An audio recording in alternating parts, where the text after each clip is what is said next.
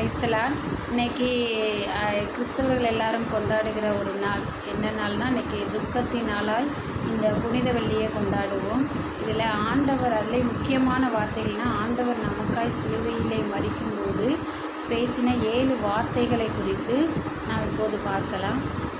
முதலாவதாக ஆண்டவர் நமக்காய் சிலுவையிலே பூத்த 7 பூக்கள். என்ன பூக்கள்னு பார்க்குறீங்களா? நான் சொல்கிறேன், அதை கேளுங்க. மன்னிப்பு முதலாவது, 2 இரட்சிப்பு, பராமரிப்பு 3, 4வது அங்கலாய்ப்பு, 5 தவிப்பு, 6 அர்ப்பணிப்பு, 7 ஒப்புவிப்பு. ஸோ இந்த பூக்கள் எல்லாம் நம்ம வாழ்க்கையில் கண்டிப்பாக இருக்கணும்.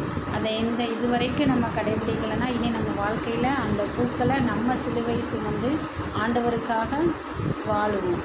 ஒரு சின்ன சாங் இதை குறித்து. இதுவரைக்கும் ஆண்டவர் சிலுவையில் நமக்காக என்ன செஞ்சார்? பாடுகள் பட்டு நம்மளுடைய பாவத்துக்காய் மரித்து உயிர் தெழுந்தார். ஆனால் இந்த நாளில் நம்ம ஆண்டவர் என்ன செய்யணும்? நம்ம ஏற்றுக்கொண்டு நமக்கு என்ன சிலுவை கொடுக்கப்பட்டிருக்குதோ அந்த சிலுவையை சுமக்க நாம் ஆயத்தமாவோம்.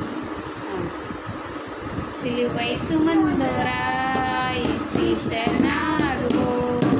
சிலுவை